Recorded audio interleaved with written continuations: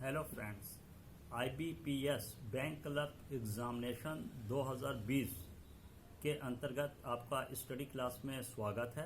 IBPS जैसा कि मैं आपको बताना चाहूँगा कि IBPS ने बैंक क्लर्क एग्ज़ाम इस वर्ष आयोजित किया है और इस समय इसका फॉर्म भरा जा रहा है। ठीक है, इस समय ऑनलाइन फॉर्म भरा जा रहा है IBPS बैंक क्लर्क एग्ज़ाम का, और पेपर जो है वो आपका दिसंबर में आयोजित किया गया है। तो जाहिर है कि अभी आपके पास पर्याप्त समय है, और इतना पर्याप्त समय है कि आसानी से यदि इसकी तैयारी की जाए तो मैं आपको बताना चाहूँगा कि निश्चित रूप से आपकी अच्छी तैयारी के लिए अभी भी पर्याप्त समय है। तो ऑनलाइन फॉर्म भरिए और उसके बाद दिसंबर में होने वाली जो IBPS द्वारा आयोजित होने वाली जो परीक्षा है उसके लिए पर्याप्त समय का अच्छा से अच्छा सदुपयोग कीजिए, ये मैं आपको बताना चाहूँगा।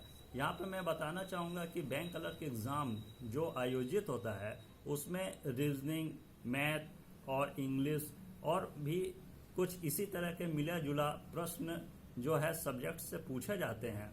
यहाँ पर मैं आपको रीजनिंग, मैथ और इंग्लिश मुख्य रूप से यह तीनों सब्जेक्ट मुख्य रूप से मैं आपको गाइडेंस करूँगा, और इस तरह से गाइडेंस करूँगा कि आपको ज़्यादा से ज़्यादा क्वेश्चंस बढ़िया से समझ आए।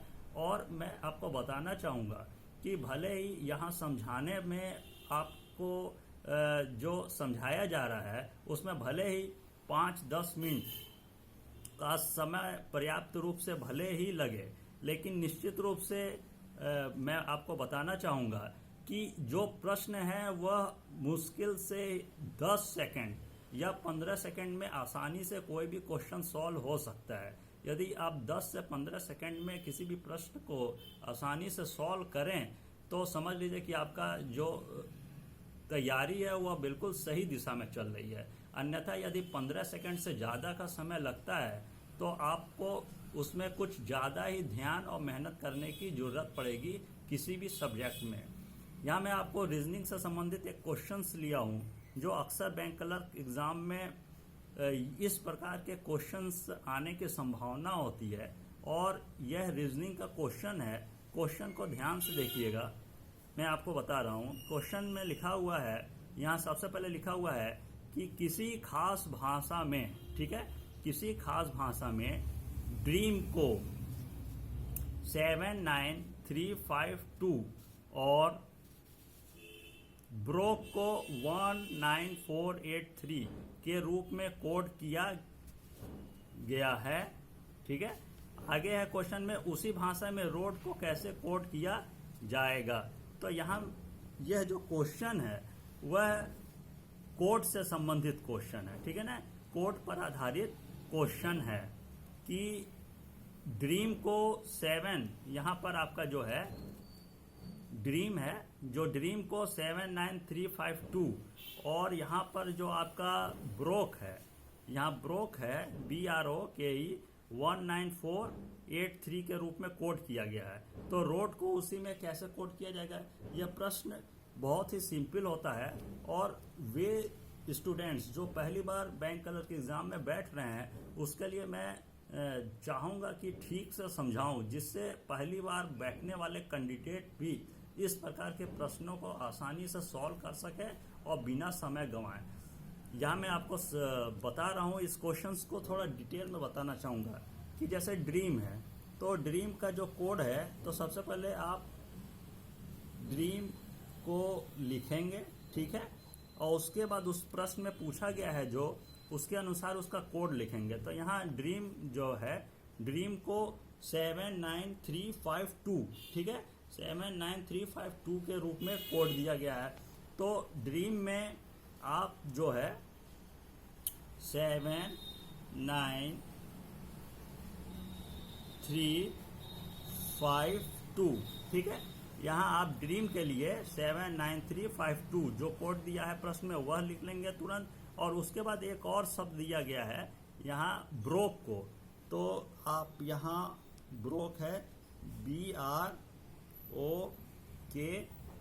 ठीक है, और यहाँ जो दिया गया है ब्रोक को, उसके लिए दिया गया है कोड 19483। तो ब्रोक के नीचे 194 83 लिख देंगे। ठीक है, 2 कोड दिया है। अब ड्रीम और ब्रोक का जो नीचे कोड दिया गया है उसी के आधार पे रोड का आपको कोड तैयार करना है। तो बीचों बीच में आप लिख देंगे रोड, RO, यहाँ लिख देंगे ROAD। ठीक है, अब इसका कोड हम देखेंगे कि R जो है, यहाँ देखेंगे कि R के नीचे 9 लिखा है, तो यहाँ R के नीचे आप 9 लिख देंगे। और उसके बाद O का कोड देखेंगे तो यहाँ O आपको स्पष्ट रूप से दिखेगा, इसका कोड है 4, तो O के नीचे आप 4 लिख देंगे। बचा आपका A, तो यहाँ पर देखेंगे ध्यान से कि A के नीचे A का कोड 5 दिया हुआ है, तो A के नीचे लिख देंगे 5। और सबसे लास्ट में दिया गया है D, तो यहाँ पर ध्यान से देखेंगे कि सबसे पहले ही D को 7 में कोड किया गया है, तो D का लिख देंगे 7। तो यहाँ पर आपको स्पष्ट रूप से देखने को यह मिलेगा प्रश्न कि रोड का जो कोड है, ठीक है, यहाँ R को 9 से है तो R को 9 कर दिया, O है पूछा तो O का 4 कोड है तो इसलिए O का 4 कोड लिख दिया। A है तो A का कोड 5 दिया है तो A का कोड हमने नीचे 5 लिख दिया। और यहाँ है आपका D, तो D के नीचे कोड है 7, तो D के नीचे कोड 7 लिख दिया। इस तरह से जो आपका आंसर आएगा यह विकल्प में हम देख लेंगे कि 9457 किस विकल्प में दिया गया है। यह ROAD का सही कोड 9457 ही होगा, ये आपका आंसर होगा। तो निश्चित रूप से मैं आपको बताना चाहूँगा कि ये जो पूरा प्रश्न है, यह प्रश्न यदि इस तरह से मैं आपको रीजनिंग हो, मैथ हो या इंग्लिश, उसका हर सब्जेक्ट का प्रश्न आपको इतना स्पष्ट रूप से और आसान विधि से करना सिखाने का प्रयास करूँगा कि हर बच्चे को ठीक से क्वेश्चन समझ आए।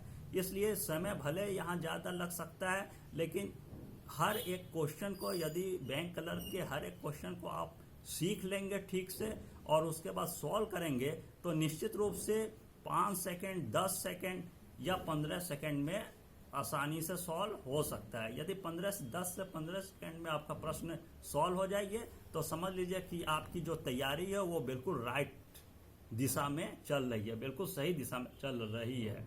और यदि 15 सेकंड से ज़्यादा का समय लगता है तो भी थोड़ा आपको मेहनत की आवश्यकता है और प्रयास की आवश्यकता है। तो ठीक है, मैं यहाँ पर मुख्य रूप से ये प्रयास करूँगा कि कोई भी बच्चे जो पहली बार बैंक क्लर्क में बैठ रहे हैं वो भी अच्छा से अच्छा अपना प्रदर्शन पेपर में करके ही आए, एग्जाम को बढ़िया ढंग से करके ही आए। इसलिए मैं आपको डिटेल में समझाऊंगा और उसके लिए समय लग सकता है, लेकिन आप जब प्रश्नों को सीख जाएंगे तो मुश्किल से 15 सेकंड, 10 सेकंड या 15 सेकंड में ही आप किसी भी प्रश्न को सॉल्व कर लेंगे। ठीक है, आज के लिए इतना ही है और आगे मैं आपको इसी तरह गाइडेंस करूंगा। धन्यवाद।